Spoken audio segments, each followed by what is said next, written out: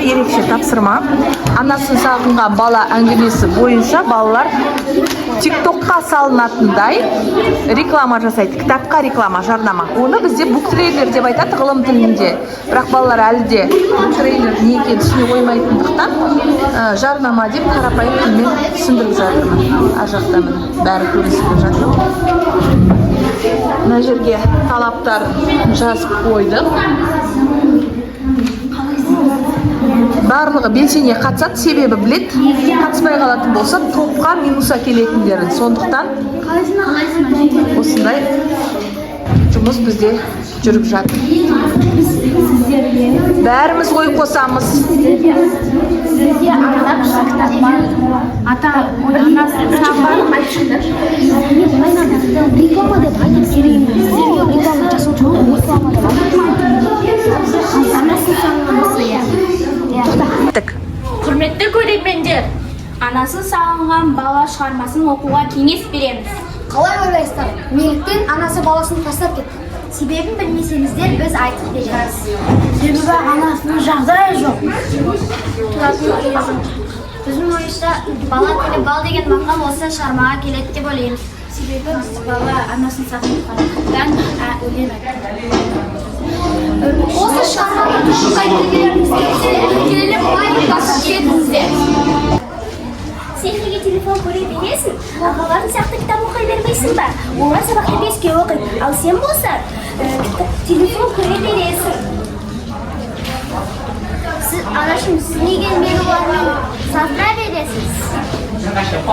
Сенің сіңірдің кішкентай болып кітап оқиды. Құрметті көрермендер, егер сіздердің отбасыларыңызда осындай қиын жағдай болғанын қаламасаңыздар, анасын сағынған бала кітабын оқыңыздар. Бұл кітап өмір білім бұлағы демекші, бұл кітап баланың зейнетін көбейтеді.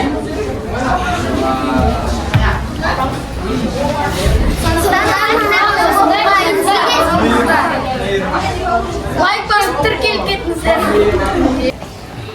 Кітап сатылады, өте қызықты. Кім алады? Бұл кітапты көрсең өңде, көрмесең түсіңде көресің. Кітаптың бағасы 10 мыңнан аса болады. Кім бағасын көтереді? Айтыңыздар, кім бағасын көтереді? Айт, шыңыз. Қанша көтересің? 20 мың. 20 мың 1, 20 мың 2, 2 миллион. 2 миллион 1, 2 миллион 2, 5 миллион. 5 миллион 1, 10 миллион 10 миллион 1, 10 миллион 11 миллион. 11 миллион 1, 110 миллион 2, 120 миллион 100 миллион 1, 100 миллион 2, 1 миллион 3, 300 дәрі сатылды.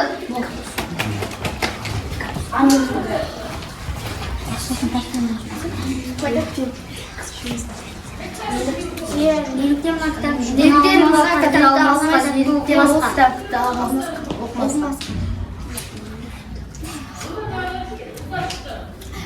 Кітап білім бұлағы деген осы.